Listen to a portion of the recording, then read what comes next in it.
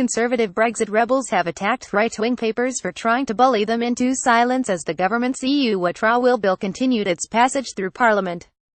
Soubry blamed the Daily Telegraph front page depicting her as a Brexit mutineer for a series of threatening tweets her staff have reported to police, while Nicky Morgan blasted the Daily Mail for contacting potential rebels' local parties and asking how they represent constituents.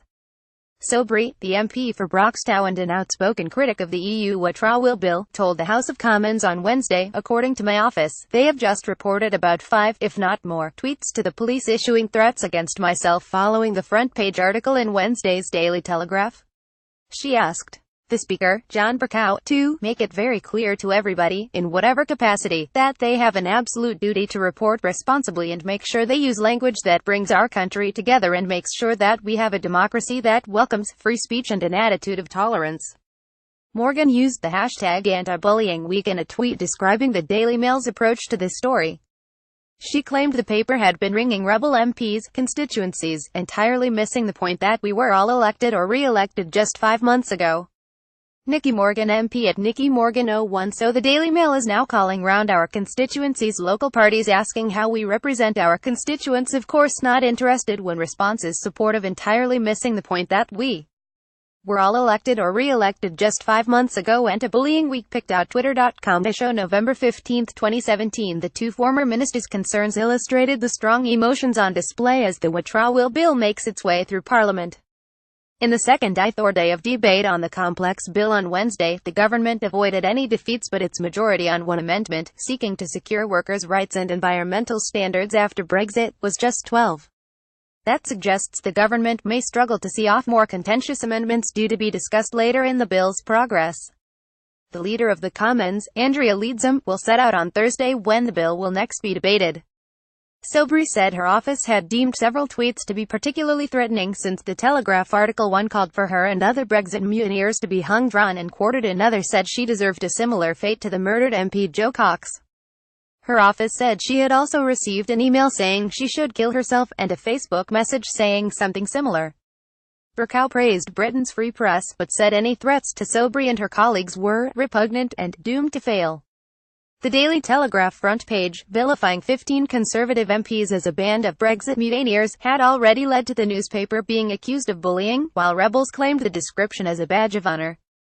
The MPs, who had all indicated they would vote against Theresa May's efforts to fix the date of Brexit for the 29th of March 2019, are pictured smiling on the paper's front page. However, government ministers were quick to disavow the front page, insisting that they did not want their party to be divided by the media and that they were working constructively with those Tories seeking improvements to the EU withdrawal bill. Alistair Burt, a Foreign Office minister, tweeted, "Fabulous collection of some of the best MPs in the country. How small the Telegraph appears in comparison." A third Tory MP, Heidi Allen, who was also among the 15, said, "If fighting for the best possible future for our country and our government is considered mutiny, then bring it on."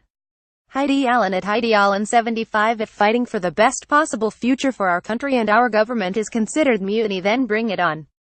pic.twitter.com. Fox Q5 November 14, 2017. The MPs later won support from Labour colleagues fighting against a hard Brexit, with Chuka Umunna, a former shadow cabinet minister, saying the front page was an ideological witch hunt to bully Tory MPs to go against their instincts to do what they think best for our country.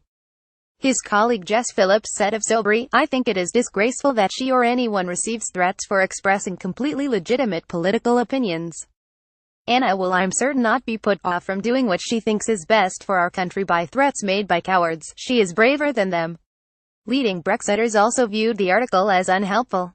Steve Baker, a minister in the Department for Exiting the European Union, said, "I regret any media attempts to divide our party. My parliamentary colleagues have sincere suggestions to improve the bill which we are working through, and I respect them for that." Wednesday's debate saw the first intervention from the backbenches from Priti Patel, since she resigned as International Development Secretary last week. Patel used her intervention to criticize pessimists about Brexit. "There are members tabling amendments, and rightly so. But I don't think we should listen to, really, those that simply do not have the confidence in this House, in our democracy and also in our country going forward, along with the suggestions that we are incapable of governing ourselves. Fundamentally, we should be rejecting that."